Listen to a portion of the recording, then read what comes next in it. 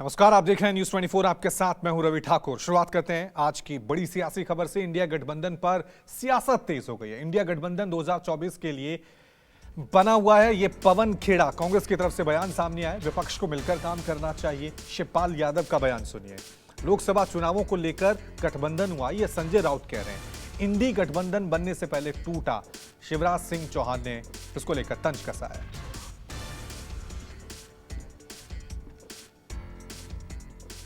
गठबंधन इंडिया का 2024 के लोकसभा चुनावों को लेकर है। अब आप देख रहे हैं कि एक और पार्टी है जिसकी यहां सरकार है दिल्ली में, वो छत्तीसगढ़ में कैंडिडेट खड़ा कर रही है ना। तो इसका क्या मतलब है? गठबंधन इंडिया अलायंस 2024 का है। सब अपनी अपना भाग्य आजमाइश कर रहे हैं, तो इसमें आप कोई विवाद मत ढूंढिए, है नहीं। अगर कांग्रेस बड़ी पार्टी है, अखिलेश यादव जी का वहाँ 1-2 सीट पर दावा है, तो कांग्रेस और देखिए गठबंधन जो हुआ है इंडिया, वो बेसिकली हुआ है 2024 के लोकसभा चुनाव के लिए। लेकिन रीजनल पार्टी या राज्य स्तर पर जो कुछ होता है हमारा गठबंधन, उसके ऊपर नीचे के जो लोग हैं वो बात करके वो मामला सुलझा सकते हैं।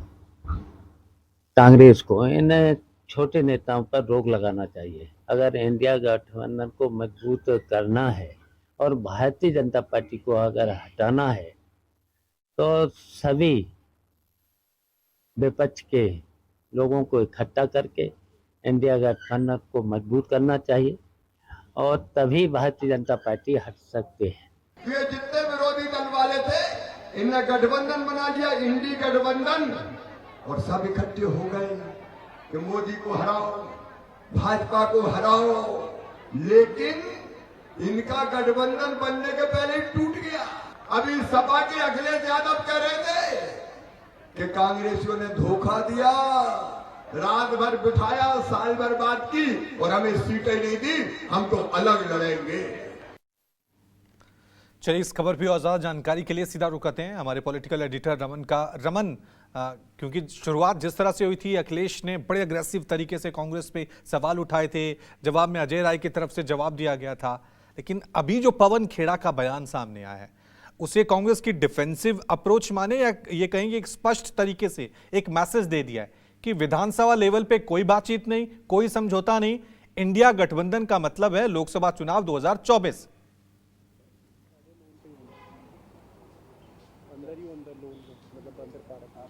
बिल्कुल, लोकसभा 24 को ध्यान में रखते हुए ही इंडिया गठबंधन में बातचीत चल रही है और लगातार उसकी मीटिंग हो रही है। और साफ तौर पर अखिलेश यादव के द्वारा आपत्ति जताए जाने के बाद कि उन्हें 6 से 7 सीटों का ऑफर किया गया था और 1 बजे रात तक उनके नेताओं को इंतजार करवाया गया, लेकिन उन्हें सीट नहीं दी गई। इसके बाद से लगातार समाजवादी पार्टी के नेताओं की तरफ से कांग्रेस के खिलाफ बयान सामने आते रहे। उसके बाद से आज पवन खेड़ा का जो बयान सामने आया है, उससे साफ इस बात की ओर दर्शाता है कि इंडिया गठबंधन जो है वो लोकसभा चुनाव को ध्यान में रखते हुए किया जा रहा है, विधानसभा चुनाव को ध्यान में रखते हुए नहीं किया जा रहा है। विधानसभा चुनाव के लेवल पर जो स्थानीय स्तर के नेता हैं, प्रदेश स्तर के नेता हैं, अगर उनसे कोई बातचीत हुई है तो वो अलग बात है। लेकिन जिस तरीके से कमलनाथ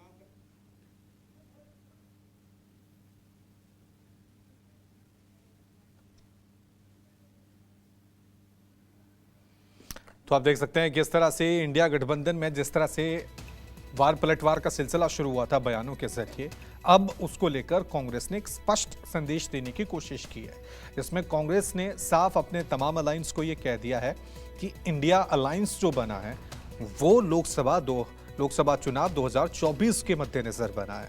विधानसभा में इस अलायंस का कोई औचित्य नहीं है, क्योंकि सवाल इसलिए उठे थे, अखिलेश यादव ने कांग्रेस पार्टी पर सवाल उठाए थे कि मध्य प्रदेश में समाजवादी पार्टी के साथ अलायंस नहीं किया गया, सीटें नहीं दी गई। उसके बाद यह विवाद बहुत ज्यादा बढ़ गया था। वहीं कमलनाथ के बयान पे नरम पड़े अखिलेश यादव। कमलनाथ ने ठीक कहा है, वखिलेश कौन है? अखिलेश वखिलेश नहीं, अखिलेश तो है ना अखिलेश। हम किसी उलझन में नहीं पड़ना चाहते। जिनके नाम में कमल हो वो वखिलेश ही कहेंगे।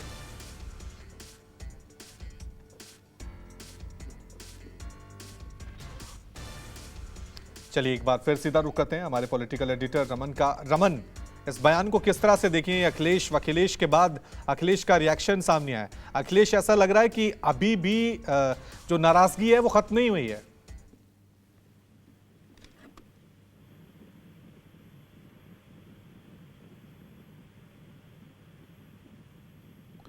रमन, क्या अब तक मेरी आवाज पहुंच रही है?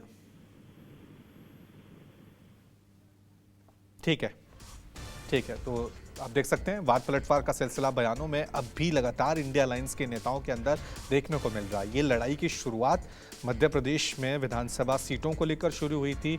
अखिलेश यादव को उम्मीद थी कि कांग्रेस कुछ सीटें अखिलेश यादव यानी कि समाजवादी पार्टी के लिए छोड़ सकती है, लेकिन बहरहाल जब सीटों का ऐलान हुआ तो वैसा कुछ नहीं देखने को मिला। उसके बाद अखिलेश थोड़े से नाराज नजर आए थे। सीधा रुक करते हैं हमारे पॉलिटिकल एडिटर रमन का। रमन,